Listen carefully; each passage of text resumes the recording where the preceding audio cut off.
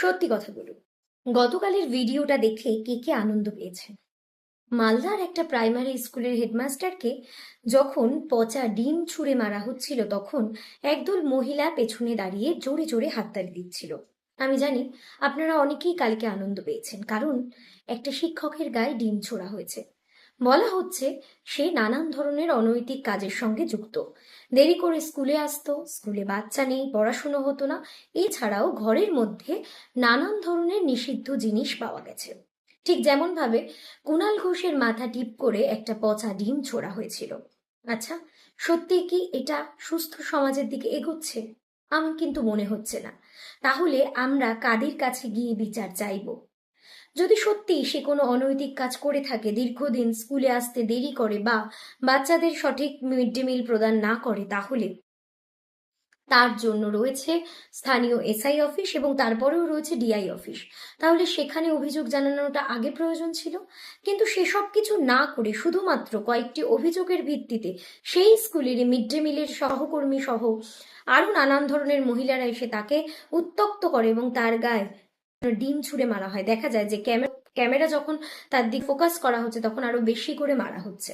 সেখানে একটা ছোট্ট পয়েন্ট আপনারা খেয়াল করেছেন কিনা জানি না, যখন মাস্টারমশাইয়ের উদ্দেশ্যে সেই মিড ডে মিলের সহকর্মীটা অভিযোগ জানাচ্ছে, তখন বলেছিল 7টি বাচ্চার জন্য সে 700 গ্রাম চাল বরাদ্দ করেছে। আমরা প্রত্যেকেই জানি এই অ্যালটমেন্ট কিন্তু যথার্থ। তারপরেও এই অভিযোগ নেওয়ার কারণ কি হতেও তো পারে সেই মিড ডে মিলের কর্মীটা বেশি পরিমাণ খাবার বাড়িতে নেওয়ার কাজে সেই হেডমাস্টার সহযোগিতা করেনি, অথবা অন্য কিছু, তার অভিযোগই সত্য। তো তার মানে তো এটা হয়ে যায় না যে আমরা যখন তখন শিক্ষকদের গায়ে ডিম ছুঁড়ে মারবো। শুধু শিক্ষক কেন, কোনো সাধারণ মানুষের গায়ে এভাবে ছুঁড়ে মারা যায় না। তাহলে আইনকে নিজের হাতে তুলে নিচ্ছি। আমরা যে পরিবর্তন এনেছি, আমরা যে পরিবর্তনের কথা বলেছি, যে শাস্তির কথা বলেছি, সেই শাস্তির সেভাবেই চেয়েছি যেন সুষ্ঠু আইনের মাধ্যমে সেই শাস্তি দেওয়া হয়। কখনো কোমরে দড়ি বেঁধে হাফ প্যান্ট পরিয়ে ঘোরানো অথবা এইভাবে ডিম থেরাপি দেওয়া, এটার মধ্যে কোনোই সুস্থতার লক্ষণ নেই। ভাবুন, আজ বাদে কাল আপনি যখন শাসক দলেরই কোনো বৃত্তৃষ্ণার কারণ হয়ে উঠবেন, তখন শাসক দল আপনার গায়েও ঠিক একই থেরাপি দেবে। আপনার বিরুদ্ধে অভিযোগ প্রমাণ হওয়ার আগেই আপনার উপর এই ধরনের খাপ পঞ্চায়েতের মেন্টালিটি বা খাপ পঞ্চায়েতের শাস্তি আরোপ করা হবে।